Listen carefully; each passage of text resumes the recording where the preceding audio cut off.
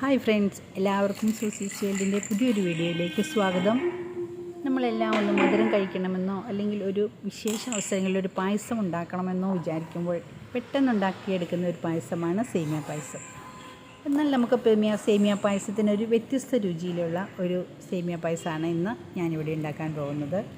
നിങ്ങൾക്ക് എല്ലാവർക്കും ഇഷ്ടപ്പെടും, കുട്ടികൾക്ക് പ്രത്യേകിച്ച് ഇഷ്ടപ്പെടും. വ്യത്യസ്തമായ രുചികളിൽ എങ്ങനെയാണ് സേമിയ പായസം ഉണ്ടാക്കുന്നതെന്ന് നമുക്ക് നോക്കാം. അതിനായിട്ട് നമുക്ക് ആദ്യമായിട്ട് ഒരു പാൻ അടുപ്പത്ത് വയ്ക്കുക. അതിനകത്തേക്ക് ഒരു 2 ടീസ്പൂൺ നെയ്യ് ഒഴിച്ചിട്ട് നമ്മുടെ കാഷ്യൂനട്ട് നമുക്കൊന്ന് വറുത്തെടുക്കാം. കാഷ്യൂനട്ട് ഒന്ന് പകുതി മൂപ്പാകുമ്പോൾ നമുക്കതിനകത്തേക്ക് നമ്മുടെ കിസ്മിസും കൂടി ചേർത്ത് ഒരുമിച്ച് രണ്ടും കൂടി നന്നായി ഒന്ന് വറുത്തെടുക്കാം. ചെറിയ തീയിൽ വേണം നമ്മൾ ഇതൊന്ന് വറുത്തെടുക്കാനായിട്ട്. ചെറുതായിട്ട് കരിഞ്ഞു പോവും, അല്ലെങ്കിൽ പെട്ടെന്ന് തന്നെ ഒന്ന് വറുത്ത് മാറ്റി കോരി മാറ്റി വെക്കാം. നമുക്ക് വീഡിയോ കണ്ടുകൊണ്ടിരിക്കുമ്പോൾ ഇഷ്ടപ്പെടുകയാണെങ്കിൽ എല്ലാവരും ഒന്ന് ലൈക്ക് ചെയ്യുകയും അതുപോലെ സബ്സ്ക്രൈബ് ചെയ്യാതെ കാണുന്നവർ ഒന്ന് സബ്സ്ക്രൈബ് ചെയ്ത് സപ്പോർട്ട് ചെയ്യുകയും ചെയ്യുക. ഇനി നമുക്ക് ബാക്കി നെയ്ക്കകത്തേക്ക് നമ്മുടെ സേമിയ, ഒരു പാക്കറ്റ് സേമിയ ഞാൻ ചേർത്ത് കൊടുക്കുന്നുണ്ട്. ഇത് വറുത്ത സേമിയയാണെങ്കിലും വറുക്കാത്ത സേമിയയാണെങ്കിലും നമുക്ക് ഉപയോഗിക്കാം. നമ്മുടെ നെയ്യിൽ അതൊന്ന് ചൂടാക്കിയെടുക്കണമെന്ന് മാത്രമേ ഉള്ളൂ. അതൊന്ന് ചൂടാക്കിയെടുത്തതിനകത്തേക്ക് നമുക്ക് 1 ലിറ്റർ പാലൊഴിച്ച് കൊടുക്കാം. ഇത് നന്നായി ഒന്ന് ഇളക്കി യോജിപ്പിച്ച് പാലൊന്ന് തിളയ്ക്കാൻ നമുക്ക് വെയിറ്റ് ചെയ്യാം. ഈ പാല് തിളച്ച് വന്നു കഴിയുമ്പോൾ നമ്മൾ സാധാരണ ചേർത്ത് കൊടുക്കുന്ന മാതിരി നമുക്ക് മധുരത്തിനായിട്ട് 1 കപ്പ് പഞ്ചസാര ചേർത്ത് കൊടുത്ത് നന്നായിട്ടൊന്ന് മിക്സ് ചെയ്തെടുക്കാം. പഞ്ചസാരയും കൂടി ചേർത്ത് കൊടുക്കുമ്പോൾ നമ്മൾ ചെറു തീയിൽ മാത്രമേ ഇത് വെക്കാവുള്ളൂ.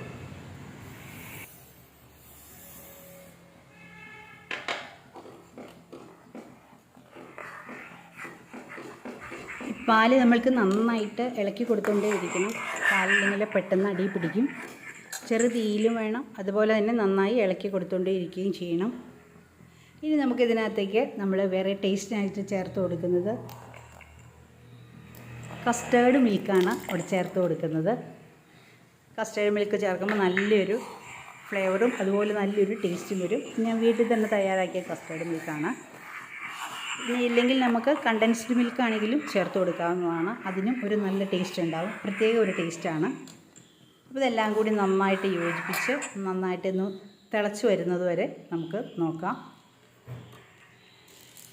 നമ്മുടെ പാലൊക്കെ നന്നായിട്ട് തിളച്ച് വന്നുകൊണ്ടിരിക്കുന്ന സമയത്ത് നമുക്കതിനകത്തേക്ക് ഏലക്ക പൊടിച്ചത് കൂടി ചേർത്ത് കൊടുക്കാം. അത് നമ്മുടെ അളവിനനുസരിച്ച് എടുത്തിരിക്കുന്നതനുസരിച്ച് നമുക്ക് ഏലക്ക ചേർത്ത് കൊടുക്കാം. ഏലക്ക നന്നായിട്ട് പൊടിയാൻ വേണ്ടിയിട്ട് പഞ്ചസാര ചേർത്താണ് പൊടിച്ചിരിക്കുന്നത്. നന്നായിട്ട് പൊടിഞ്ഞ് കിട്ടും. അതും കൂടി ചേർത്തു.